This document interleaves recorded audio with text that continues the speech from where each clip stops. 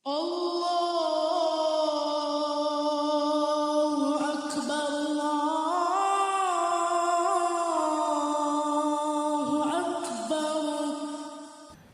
Ada tawassul yang mahmudah, ada tawassul yang mahmud, ada tawassul yang mazmum.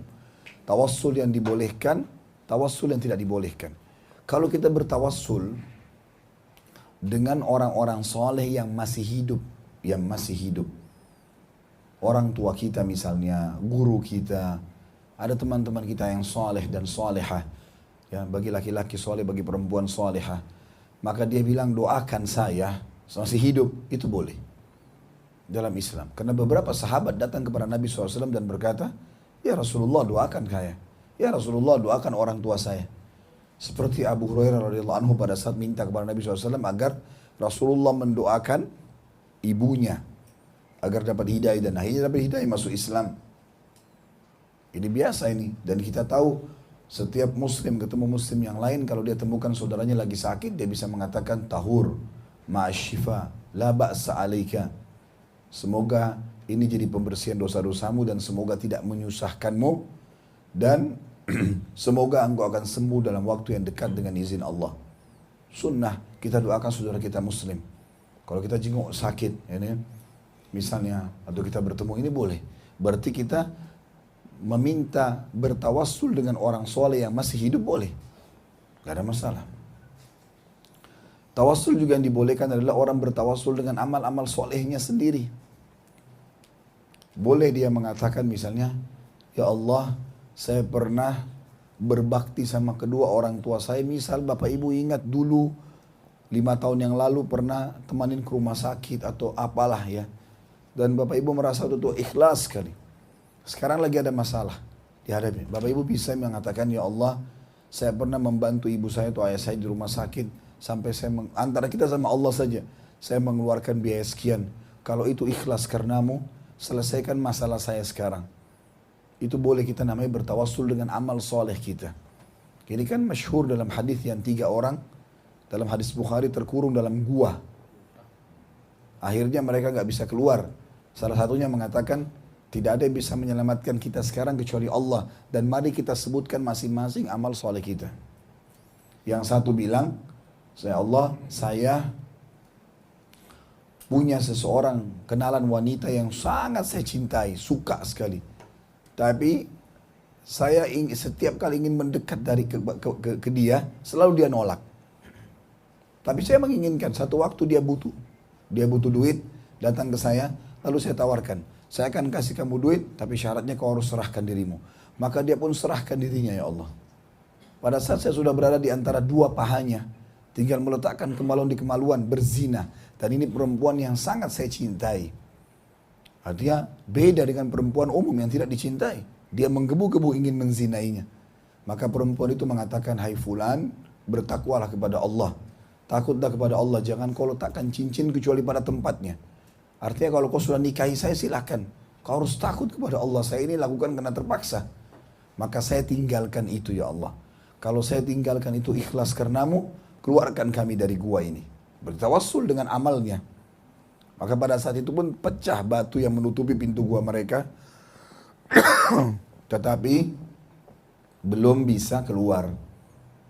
Orang yang kedua mengatakan, ya Allah, saya punya 2 orang tua yang selalu saja saya berbakti sama mereka. Di antaranya adalah saya selalu mengembala kambing setiap hari. Dan setiap kali saya pulang, saya selalu siapkan susu kambing yang saya perah buat kedua orang tua saya. Sebelum saya hidangkan ke mereka, saya dinginkan dulu. Ditaruh di satu wadah, dibiarkan kena angin, mendingin. Lalu saya suapkan ke mulut mereka berdua.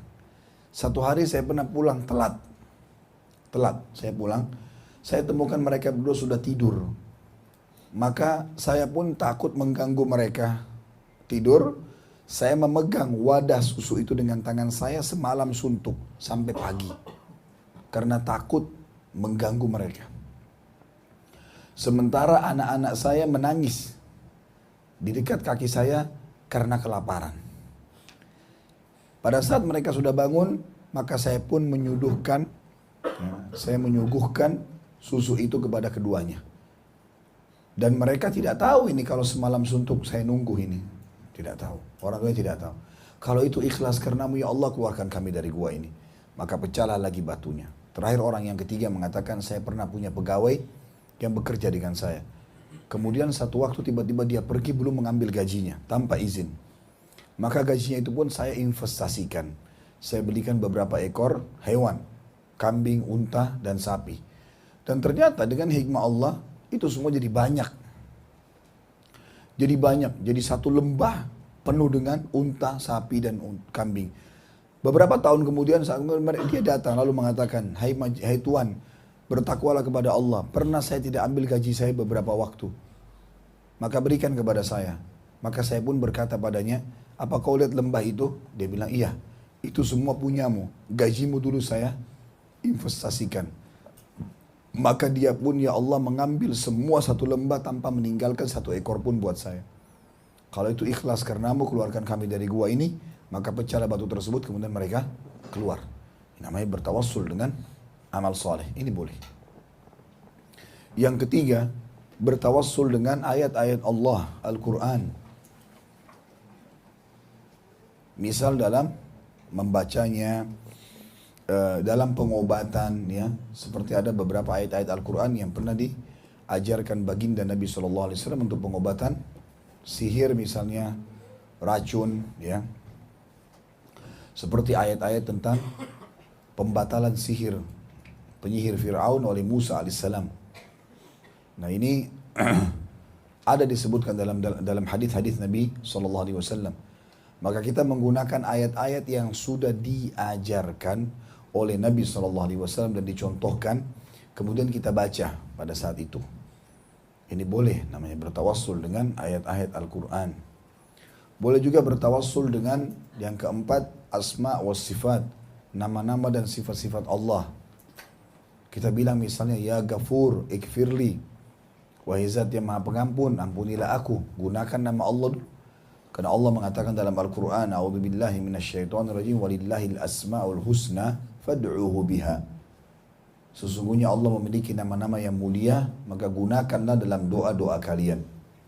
Ini namanya bertawassul dengan asma, nama-nama, wasifat, dan sifat-sifat Allah yang maha sempurna dan agung. Banyak ya.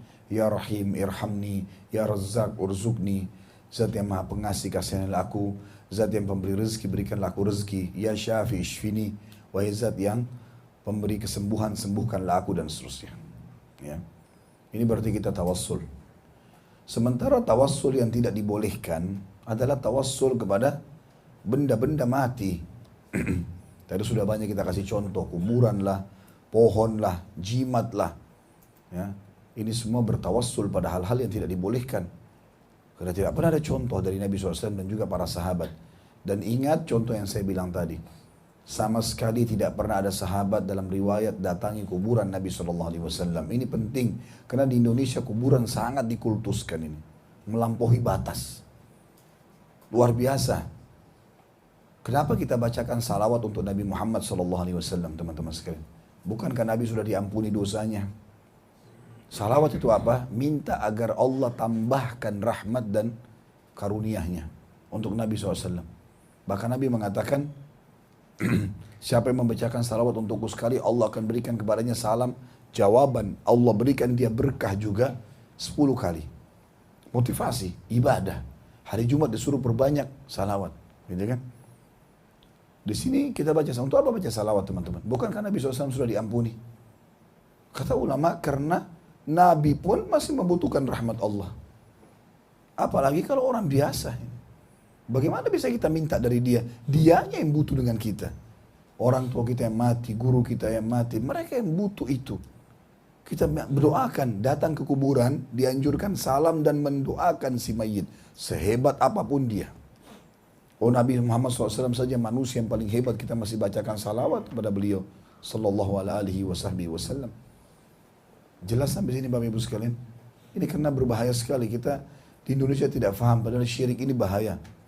Syirik besar teman-teman sekalian, bisa membatalkan keislaman seseorang. Bahaya sekali. Ibnu Qayyim rahimahullah memasukkan dalam hal-hal yang membatalkan keislaman adalah syirik besar.